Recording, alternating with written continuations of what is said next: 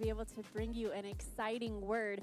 I have caught myself several times this morning during setup and getting ready, and I'm just smiling. And I know it's because I'm so excited about what God has for you this morning. I just catch myself, and in my spirit, it's just excitement that comes over me because God has something specific for everybody here. And no, this is not just a Mother's Day message. This is for everybody here. But I do want to give honor. In this house, we have a value of honor, and I just want to say thank you to Pastor Tyler. I want to say thank you to Pastor Ray. He's out. He's honoring his mother this morning. But we have incredible leadership in this house, and they've given me the opportunity, as they want to give everybody who has a gift and a call in their life, to grow in that gift. And I'm so very thankful for that. So I just want to honor you in that. Pastor Tyler, almost said babe. Pastor Tyler. Also want to give an honor shout out to all of the beautiful mothers that are here this morning. Happy Mother's Day to you. Yay. I have the privilege of being able to serve our ladies every Tuesday evening, and many of them are moms. And I can say from personal relationship with them, they are incredible women, and they carry huge hearts, big burdens, and they do it very, very well. And you don't just care for your kids, you care for your whole household. So thank you. We honor you. We celebrate you today. Please get a t-shirt, a Mother's Day shirt. It's right out here in the Resource Center when you leave. That is a special gift for you to honor you this morning. Well, I'm really, really excited about what God is going to share this morning through me. Over the last several weeks, I've had many conversations with individuals, some of which are part of our community here, and some are not. And the common theme of our conversation has often the pinnacle has kind of been the battle that they're currently facing, the combat that they're currently engaged in. And I don't know if you guys are like me, but sometimes I'm a little dull of hearing. Sometimes God has to get my attention because I don't get it the first time.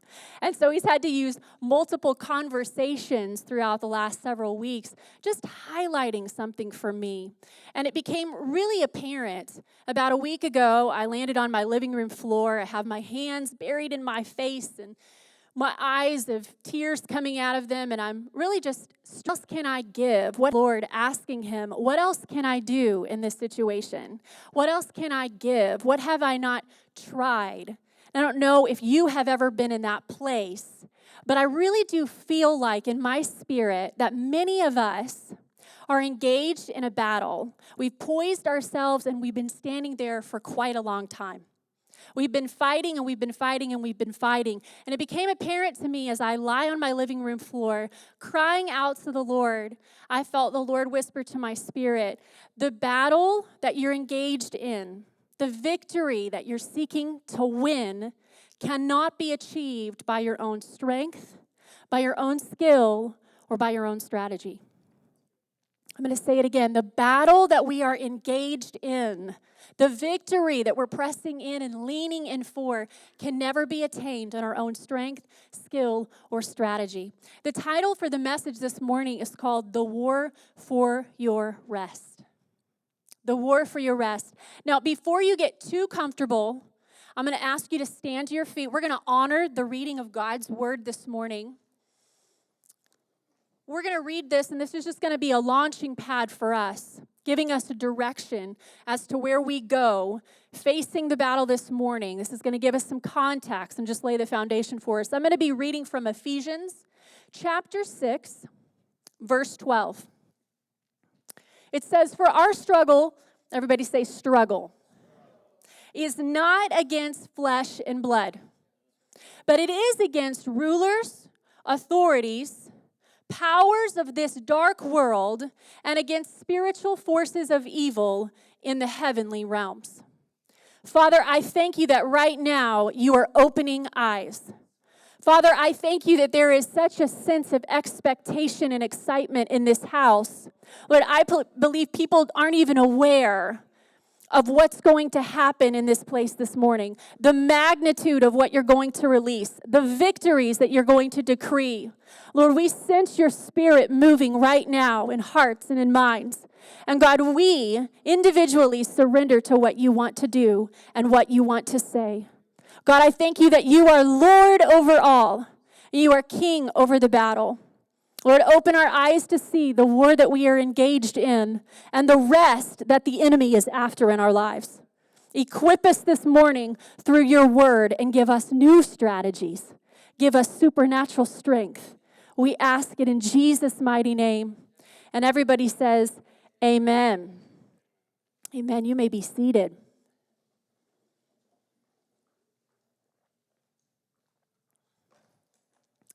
One of the things that I absolutely love is I love history.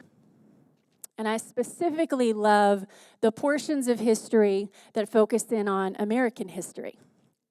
And there's a story that I've been kind of focusing in on and learning a little bit more of about a family, a large group of immigrants who come to the land of the free and the home of the brave with this dream of land. And it doesn't take them very long before they arrive. They become acutely, painfully aware of how foreign they really are. They are foreigners to the customs, the cultures, the language, and the terrain. And they become aware that they're going to have to hire an expert to get them to their dream. They're going to have to find somebody who has braved the dangers, who has walked the path before them, who can give them safe passage to their promise. It reminds me of when I was on my living room floor and I was crying out to the Lord. I had hit this spot and I couldn't move forward. And the immigrant family that I'm going to share with you guys, they hit this spot on their journey. They head out. They're heading on the Oregon Trail. They hire a man. They call him the wagon boss. He's a big deal. And he's the one that's going to lead them into their promise. But something happens not too long after they start out. They run into a problem.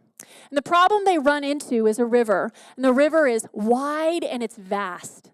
In fact, it goes for miles and miles and miles. It's too far for them to just go around if they're going to make it to their promise before winter. But it's extremely deep and it's extremely wide. And so they run into this place where they have to decide. We're either going to stop here and surrender our dream. We're going to turn back around. We're going to retreat to what is familiar. Or we're going to have to experience a breakthrough. Those are the only three options that we have. And what you find in this position is that they're going to have to lean in and they're going to have to rely on the wagon boss. They can't rely on their own expertise. They don't have any. They can't rely on what they know because, again, they're in the wilderness. They don't know. And so that's what I want to challenge us to do this morning. We're going to be reading from Psalms 44, verses 1 through 8. We're going to lean into what the Holy Spirit has to say to us as we are embarking on a journey. In 2022, the Lord spoke clearly to Tyler and I and called this year a year of returning and rebuilding. We've been returning to the Lord in all aspects of our lives so that He can rebuild it the right way. We've been laying the foundation again so that what He builds will not be destroyed, will not rust or tarnish. And so on this journey that we're taking, the Lord is asking of us that we would rely on Him, much like this family of immigrants has to rely on the wagon boss. We must rely on Him. Psalms 44, verses 1 through 8. Now, this specific chapter is broken up into 3 sections. The past is the first 8 verses. The second section is called the present. And the third and last portion of this chapter is called the future. Now, I love that the writer, who's obviously writing in his present, takes a second to reflect on the past. You see, he's reflecting on the past to draw for his present, where he is right now, to build for his future. One of the things I love about God's word is that it's not just spiritual. The Bible is a spiritual book written for spiritual beings, but it's also applicable in our lives, meaning that it inspires action and it produces transformation in our lives. Romans 15:4 says this, for everything, everybody say everything. everything written in the past has been written to teach us, so that through the endurance taught in Scripture and the encouragement it provides, we might have hope. Now just take a look at this for just a second.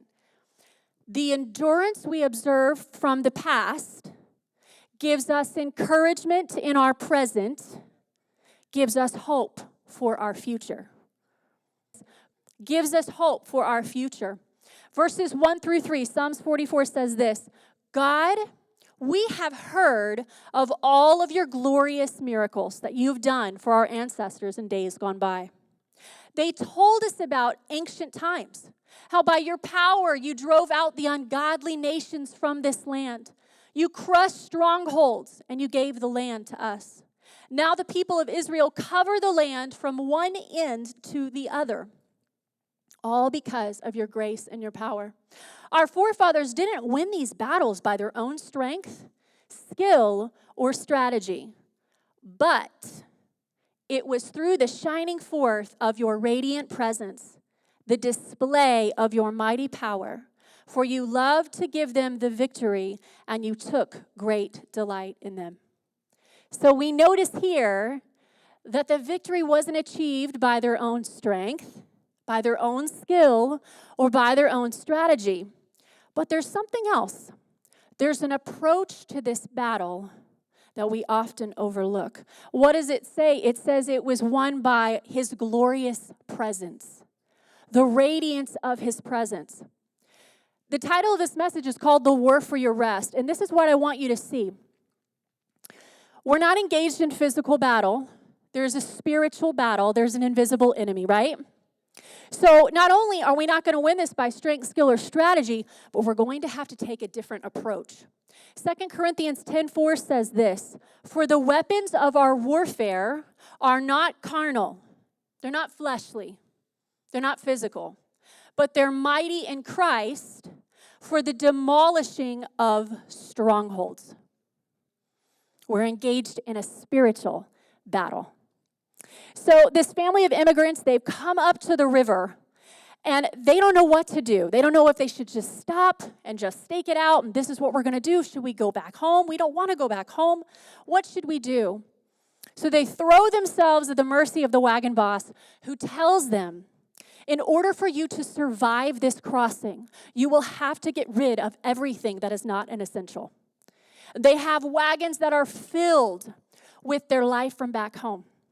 Everything that gives them identity and security is tucked away in there. And the wagon boss gives these instructions to the immigrant leader. He says, I will be back in just a few minutes, and I want to see the headway that has happened. I want to see that they've emptied their wagons of the weights that are going to drag them down and possibly drown them. So he leaves, and he returns later, walking through. He's walking through to see what have they emptied. And he notices in the grass that there's really not much that they've emptied at all. So he starts going from wagon to wagon. He's lifting up the canopies, and he's noticing all sorts of weights, furniture, tables, chairs that are still crammed in those wagons. He'll go to the next one. He sees a stove, a huge iron stove that they think that they're going to haul across this river. And finally, he goes to the last one, and he lifts up the canopy, only to discover a huge, beautiful wooden piano that somebody thinks they're going to try to cart across the river. He's a little bit frustrated at this point, and he goes over to the immigrant leader, and he explains, these things cannot come across the river. They will drown. They will die. And with tears in his eyes, the immigrant leader looks at the wagon boss. He points back to the man who owns the piano, and he says, you don't understand. What will he do when we arrive in our promise? He doesn't have any other skills. This is his life. It's his identity. He begs and he pleads with the wagon boss, can he please keep it? And the wagon boss, without even flinching, looks back and he looks at all of them and he says, you have to understand, you are not a pianist. You are not a gardener. You are not even a farmer here. All you are pioneers. And the only thing that matters right now is the journey. And you know, it's in this moment where the wagon boss is challenging them to let go of everything that's brought them security and identity so that they can actually make safe passage to the promise. I couldn't help But just think about how the Holy Spirit does that in our lives. Think about what things give you identity. Think about what things bring security. And you find yourself in such an unfamiliar place, such an uncomfortable place, that it's easy to default to what we know. It's easy to function in the familiar. Listen to this. When the wall is too high, when the chasm is too wide, and when the battle is too fierce, you know that you've been positioned for a breakthrough. You know that there's no going back. God's got to give me a breakthrough. Now listen, if this fight that we're engaged in, this spiritual battle, if it's unlike anything we've ever faced, we're going to have to forsake the familiar. We're going to have to leave it behind. So I want to get real practical here in the next section. I want to talk to you about the 3 familiar functions or defaults that we often, in the battle, kind of default to. Now, here's the thing about defaults. Defaults can deny you access to your breakthrough. Think about the piano, what he wanted to haul across. If he had attempted to haul that across, he would have most certainly died. He would have drowned. So your defaults can deny you at times access to your breakthrough. The other thing about defaults is defaults are going to keep you busy. They're going to make you feel productive. They're going to keep you distracted from who the real enemy is. And they're going to cause you to disconnect and disengage from the battle spiritually. So what's the number one familiar function? What's our number one default? It's what the psalmist said in Psalm 44. He said, strength. What is strength? Strength is the internal ability that one has to resist external forces. It's our sheer will or our strength. Our strength is our attempt to control the outcome. You know, I like to think of it this way. In my life, I have an 8-year-old daughter. She requires quite a bit of strength some days.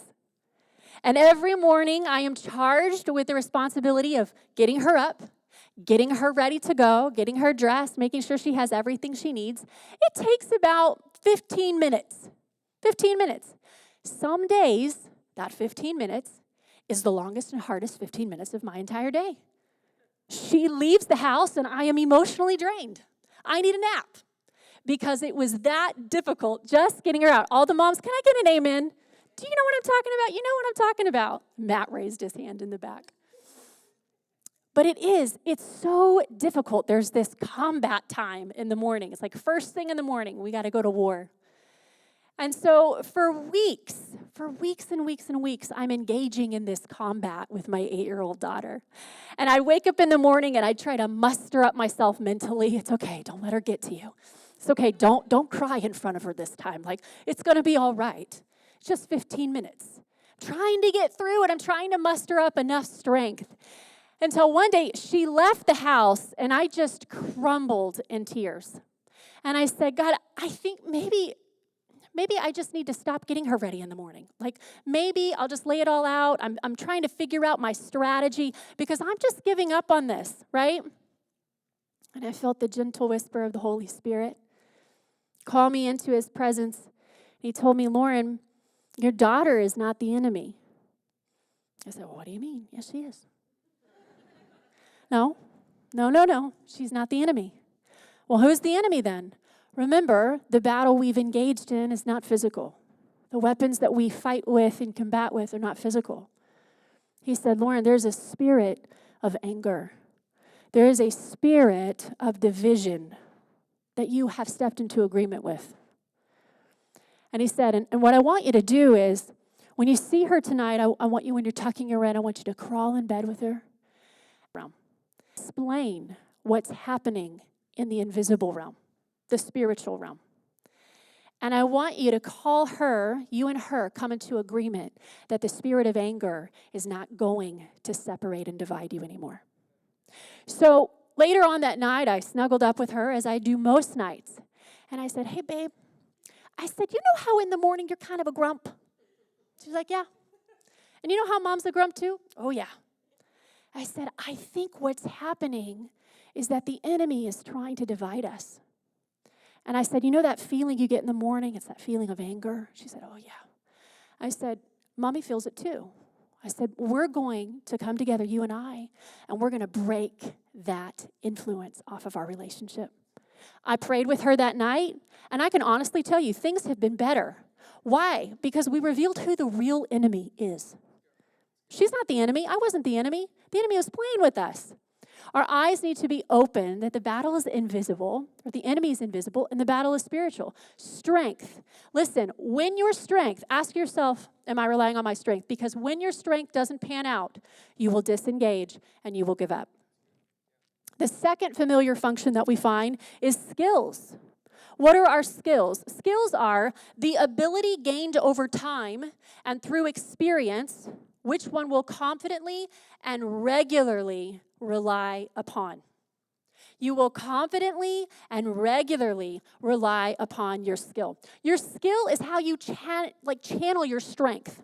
It's how you channel your sheer will and your force. It's how I'm going to get it done.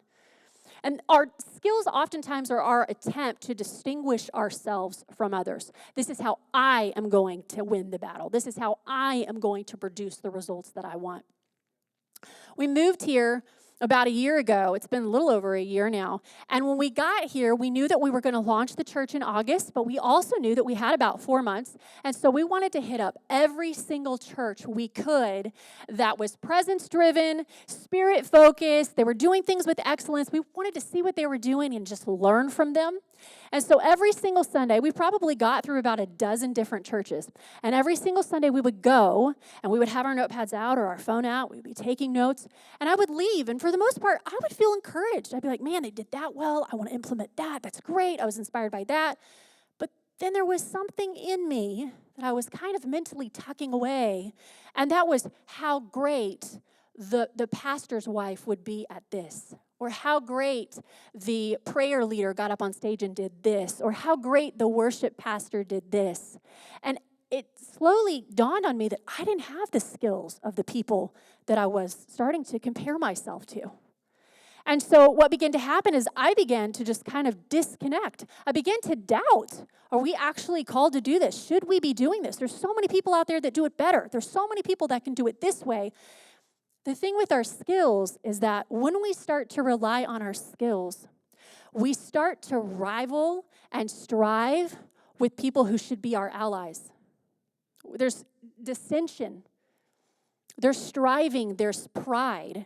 And so we start disengaging from our purpose and we take a seat on the sidelines.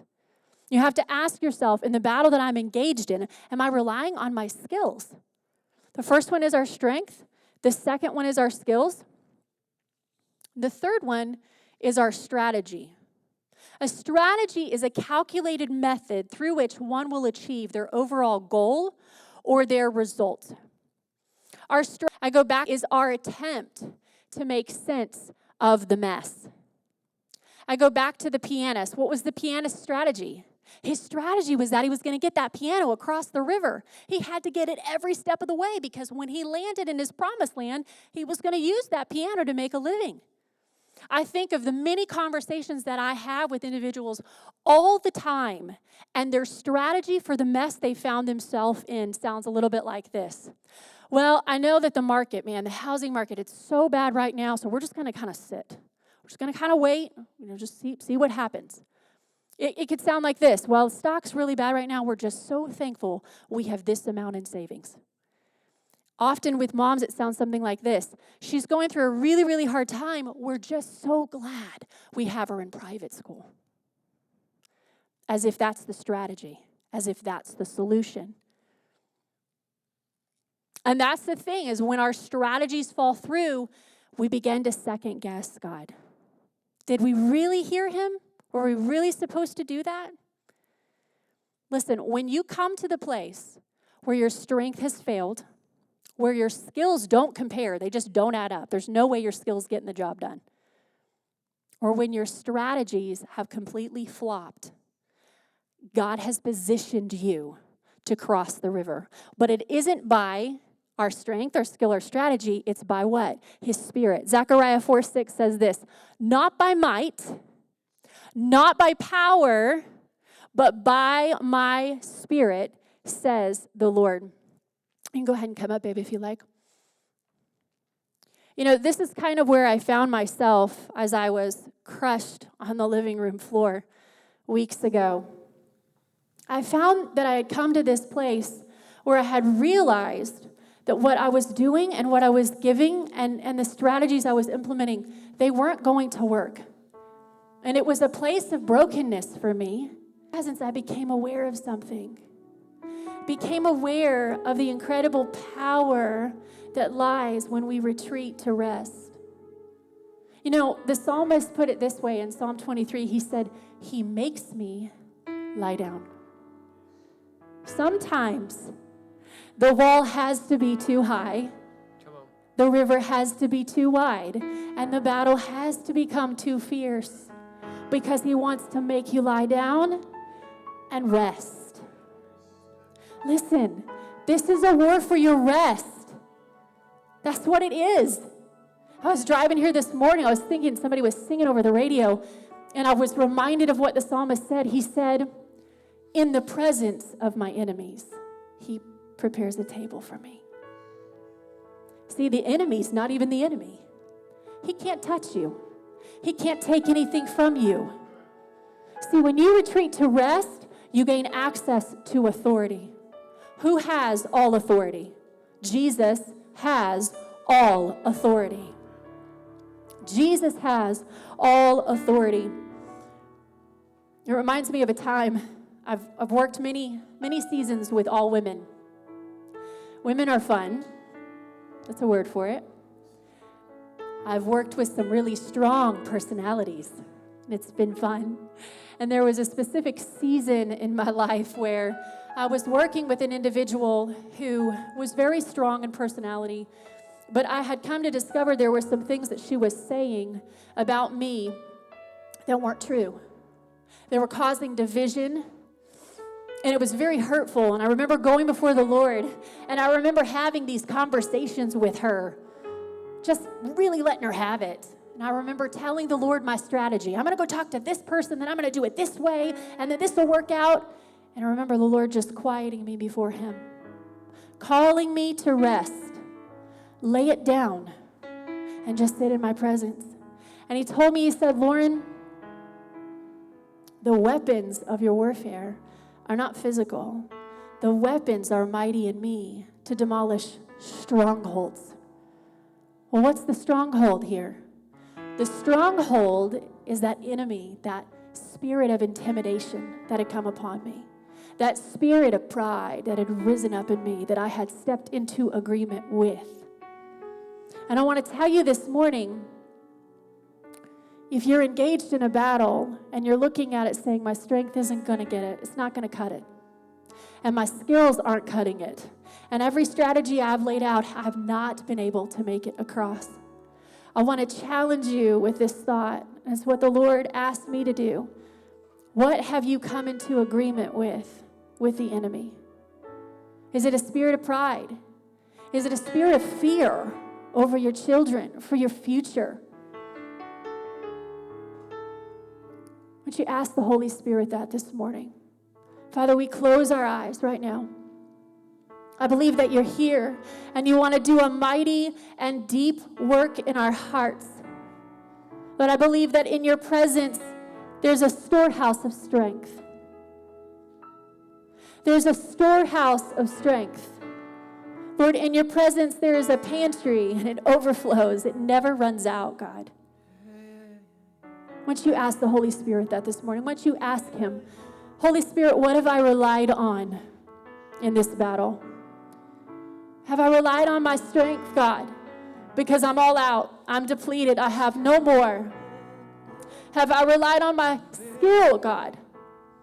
It's the way that I've always done it. It's all that I know, but it's not working. Have I relied on my own strategies? He will speak. I believe He's highlighting it for you right now. Thank you, Father. Thank you, Father. Just breathe in His presence. Just breathe in your rest, God. Now, whatever he has revealed to you, be it strength, skill, or strategy, I want you to just offer it up to him. And I want you to lean into his leading. The next thing he's going to do is he is going to reveal to you the true enemy, that spirit that you've come into agreement with, the influence that you've come into agreement with, a spirit of pride or a spirit of fear. Maybe it's a spirit of lust, a spirit of doubt. And when he highlights that for you, I want you either out loud or in your heart to say, I break agreement with you. Yeah, we do. I had to break agreement with the spirit of anger over our home so that I could experience the peace of God. I had to break agreement with the spirit of pride in my workplace so that I could experience the peace of God. So God, whatever it is, we offer it to you. We come out of agreement with the spirit of fear. Yes. We come out of agreement with the spirit of pride. We come out of agreement with the spirit of perversion, of lust. Whatever the enemy has spoken over your life, I want you to renounce it now in Jesus' name. The enemy will not have my rest. He will not have my rest. Because I don't war in my flesh. The weapons of my warfare are mighty in him. And the last thing that we're going to do, we're going to dream with God. You know, one of the number one reasons why he doesn't want you to rest? Because when you rest, you dream. And God has planted in your hearts and in your minds beautiful, incredible dreams, and they're like seeds. And if the enemy can keep them from being watered, and if he can keep them from being cultivated, then they never become a reality here on this earth. Now look at me for just a second. This is a word not just for us personally. This is a word for us corporately as a community. There are dreams, heavenly dreams, that Jesus has planted on the inside of us that the enemy does not want to see come to pass. Yeah. Dreams for this city, dreams for this state, dreams for this nation, and dreams for the world. But if he can keep us fighting instead of resting, then those dreams will never come to pass. Father, we commit our whole selves to you. Lord, I commit this city to you. God, I decree over this city that now is the time for victory. Lord, as the psalmist said, that you lead us into victory. There is no enemy so great. There is no spirit so great. There is no stronghold so strong that the people of God, when we are rested and standing upon your word, cannot overcome. And so, God, we decree your dreams over this city. Restored families. Come on, your dreams over this city. Lord, that the orphan would have a family. Lord, that the abandoned and the neglected would be welcomed home. Lord, we decree your life over this city and over this nation in Jesus' name. We declare life, God, not death. We break agreement with the spirit of death over this land in the name of Jesus. We declare life, and we declare the blood of Jesus over this nation, over our city, and over our homes. And we thank you for it, God. We thank you for all that you've done deep inside of our spirits and our hearts this morning. We love you, and we honor you in this place. We trust you, and God, we intentionally commit to remain aware of the invisible enemy who seeks to steal our rest. He can no longer have it, for we will hide ourselves in you. We will hide our hearts in you, and you will give supernatural strength, skill, and heavenly strategy. In the name of Jesus, we pray. And everybody says, amen. Amen.